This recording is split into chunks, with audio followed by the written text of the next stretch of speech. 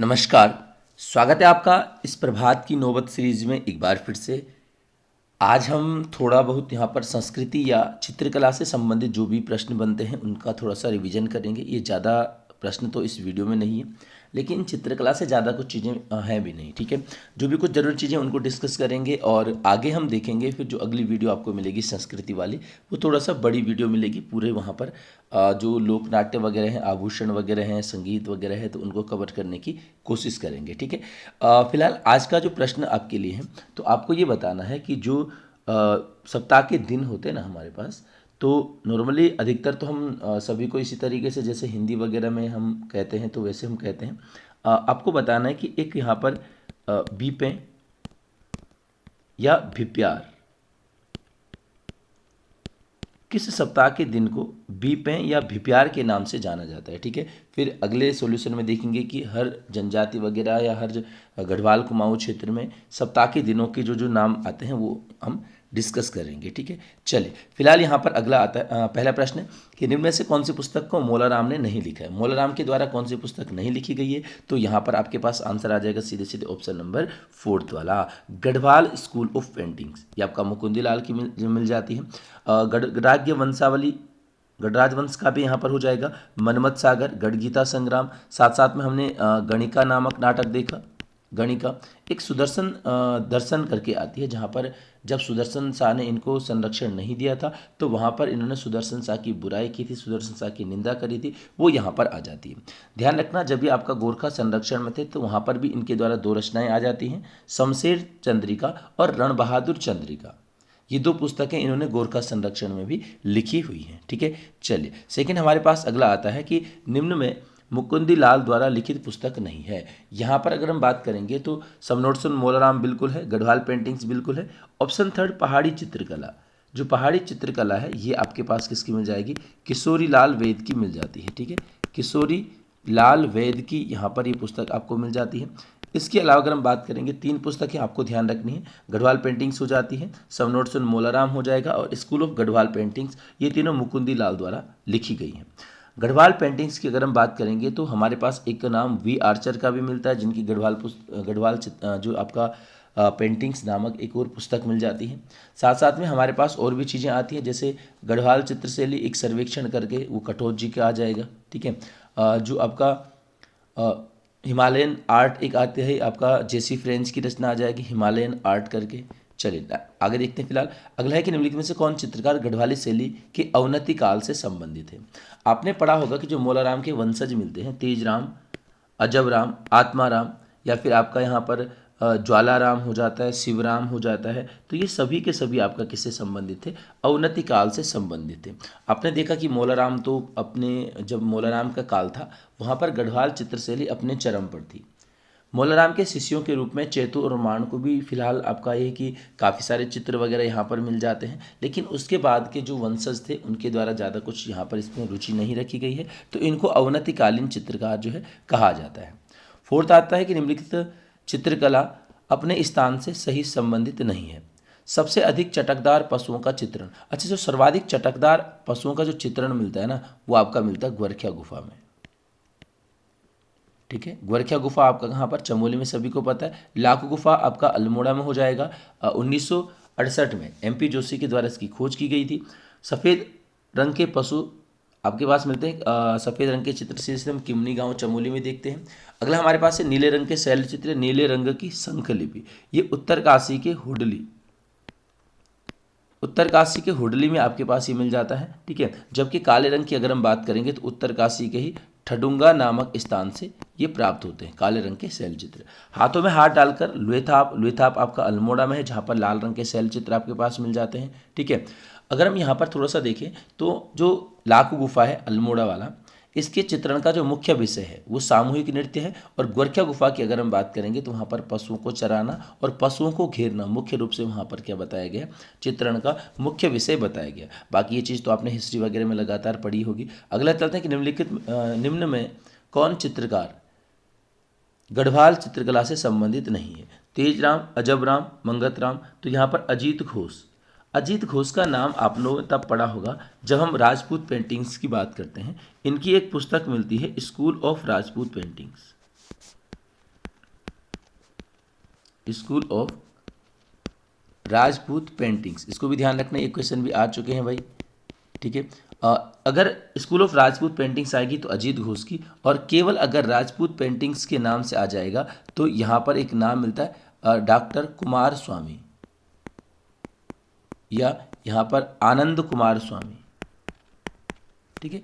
तो इसको इनको भी यहाँ पर ध्यान रखना, ये क्वेश्चन आए हुए हैं इसलिए आपका यहाँ पर ये ऑप्शन बनाया गया है। बाकी तो आपको पता है गढ़वाली चित्रकला शैली से तेजराम, अजबराम, मंगतराम, ये सब मोलाराम के वंशज। हमने देखा ना कि सुलेमान सिको आया था गढ़वाल, सुलेमान सिको के साथ श्यामदास और हरदास यहाँ पर पहुँचते हैं। उसके बाद हम देखते हैं हरदास के पुत्र हीरालाल मिलते हैं, फिर आपका मंगतराम मिलते हैं, फिर आपका मोलाराम। मोलाराम को किस पंवार शासक का संरक्षण प्राप्त नहीं था?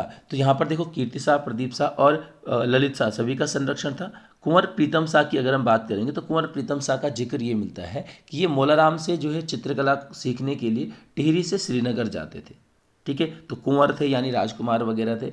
तो फिलहाल हाँ, यहाँ पर जो महत्वपूर्ण चीज़ आती है वो सुदर्शन शाह का कार्यकाल आता है कि जब गोरखा आक्रमण हुआ तो जो मोलाराम थे वो गोरखा संरक्षण में चले गए। इस चीज़ से जो है सुदर्शन शाह नाराज़ हो जाते हैं कि भाई मेरे बुरे दिनों में तो मेरे साथ रहे नहीं। अब जब शासक बन जाते हैं सुदर्शन शाह तो तब वहाँ पर मोलाराम फिर संरक्षण के लिए जाते हैं, लेकिन मोलाराम को संरक्षण नहीं मिल पाता है। तो इस चीज़ से नाराज होकर अभी हमने डिस्कस किया था कि सुदर्शन दर्शन रचना लिखी है, जहाँ पर इन्होंने इनको भला बुरा कहा है।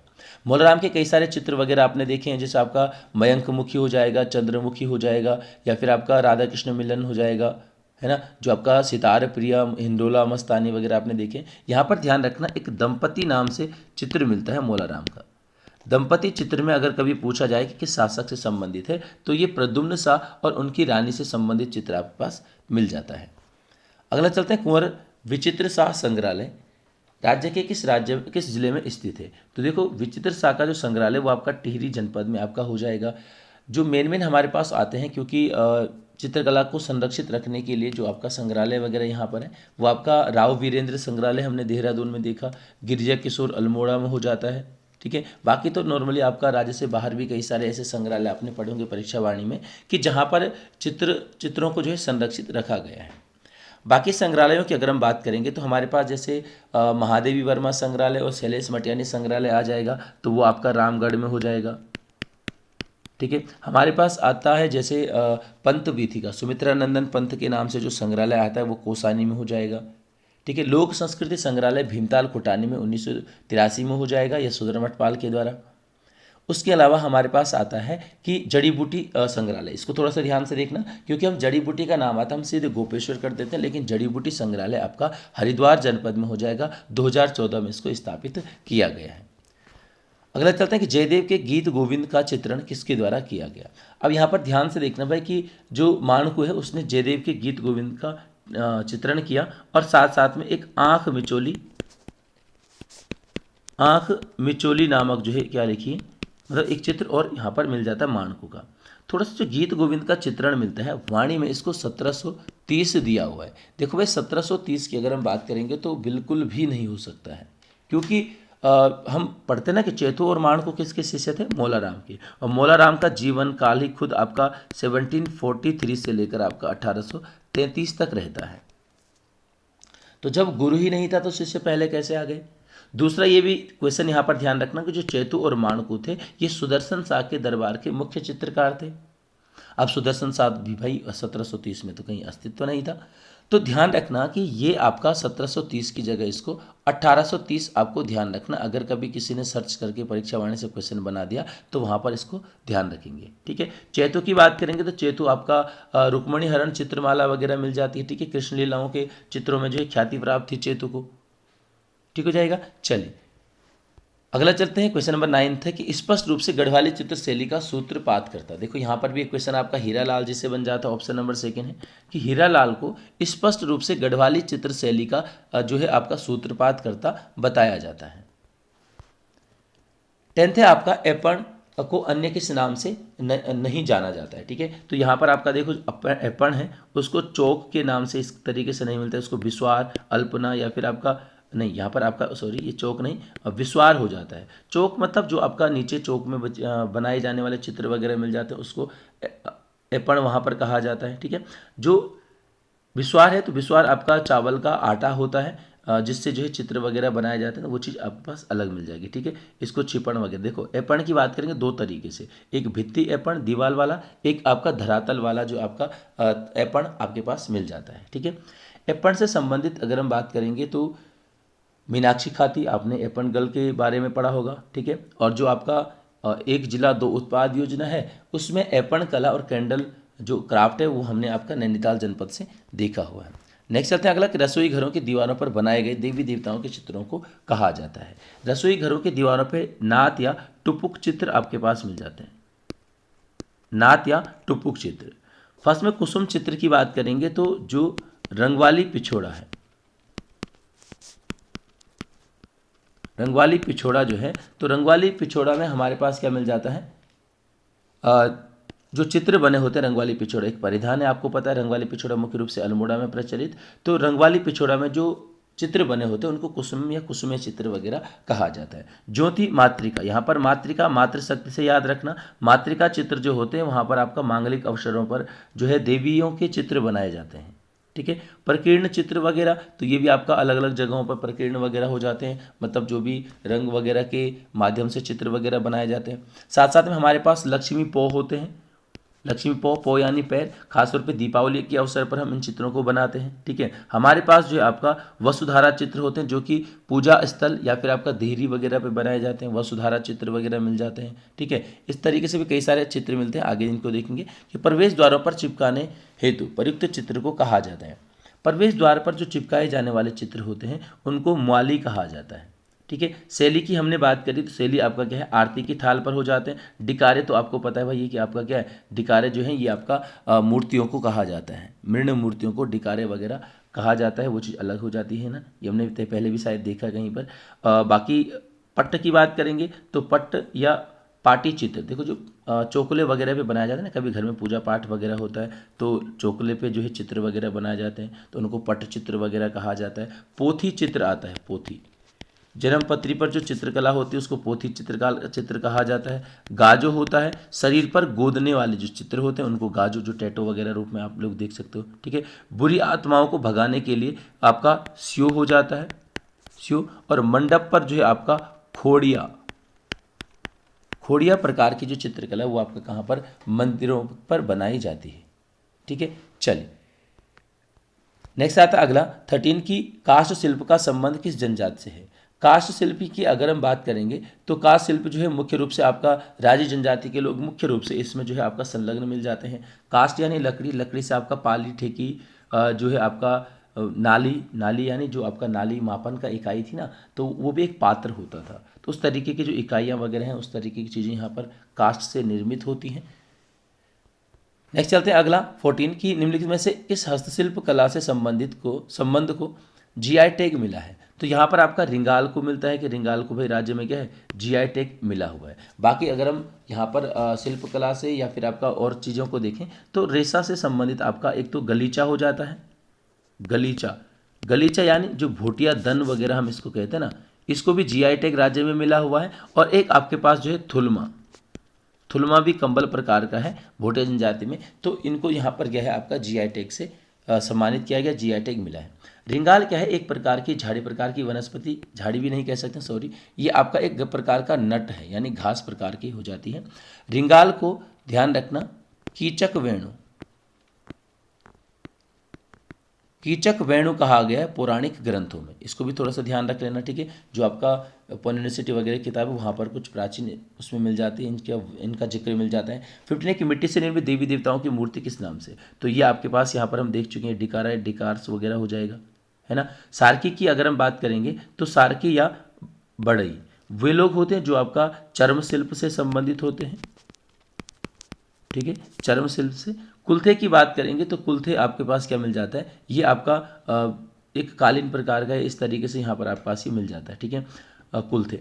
बाकी देखो भांग रेशे से हमने पबीला वगैरह देखा, जो आपका पबीला बनता है, पबीला मतलब भांग के रेशे से बने हुए चित्र वगैरह आपके पास मिल जाते हैं। ठीक है, ऐसे ही हमारे पास सूप, कंडी, टोकरी, जो दर्री वगैरह है वो आपका रिंगाल से हमने देखा है, रिंगाल से बन जाता है टोकरी वगैरह, है ना। अगला चलते हैं 16 की निम्नलिखित में से सुमेलित नहीं है। शेषयन मूर्ति ठीक है, जो आपका बैजनाथ में मिल जाती है। ब्रह्मा जी की मूर्तियाँ द्वाराहाट से, शिव की सहारक मूर्ति मिलती है लाखा मंडल से। जो सहारक मुद्रा है शिव जी की, उसी को ध्यान रखना, ये आपके पास क्या मिल जाएगी, धनुषाकार मुद्रा इसको भी कहा जाता है, धनुषाकार, ठीक है, धनुषाकार मुद्रा भी कहा जाता है। ऑप्शन फोर्थ है शिव की वीरेशन मुद्रा। तो देखो वीरेशन मुद्रा आपके पास कहाँ पर, बैजनाथ में मिल जाएगी, ठीक है। लास्ट में थोड़ा सा डिस्कस करेंगे, थोड़ा ट्रिक तरीके से कि किस तरीके से हम इनको याद रख सकते हैं, ठीक है। फिलहाल अगला है कि विष्णु जी के 5वें अवतार वामन अवतार की मूर्ति।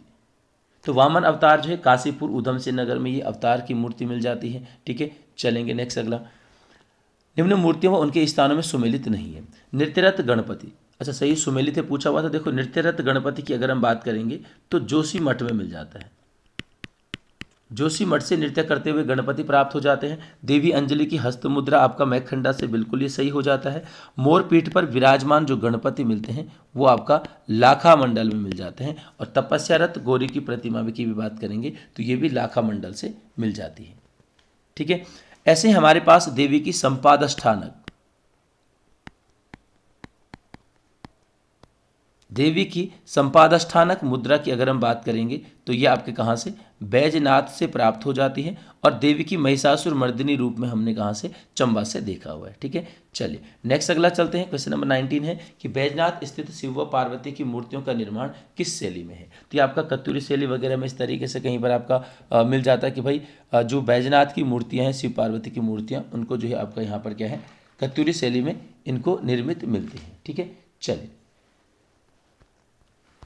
अगला आते हैं 20 पे कि राज्य में लबार नामक मूर्तियाँ, जो लबार हैं ये आपका विवाह अवसर पर समधि समदिन की मूर्तियाँ बनाई जाती है, जो दोनों पक्षों के द्वारा आदान प्रदान होते हैं और बच्चों को मतलब दिए जाते हैं, ठीक है। तो लबार भी कहा जाता है, समधि समदिन की मूर्तियाँ इनको। जब नंदाष्टमी की बात करेंगे तो यहाँ पर आपका नंदा सुनंदा, नंदा सुनंदा की जो मूर्तियां हैं वो आपका यहाँ पर बनाई जाती हैं। इसके अलावा अगर मकर संक्रांति की बात करेंगे तो भाई मकर संक्रांति पे घुघुतिया बनाए जाते हैं, सभी को पता होगा, है ना।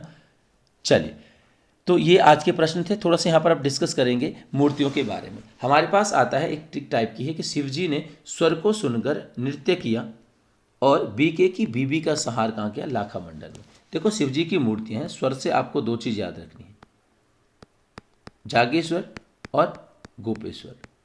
जागेश्वर गोपेश्वर से कैसी मुद्राएं मिली है, नृत्य करते हुए शिव जी की मुद्राएं मिली हैं। बीके की बीबी का सहार, यहाँ पर देखो बीबी बहुत सारे लेकिन आसान है, के फोर सीधे सीधे क्या हो जाएगा, केदारनाथ।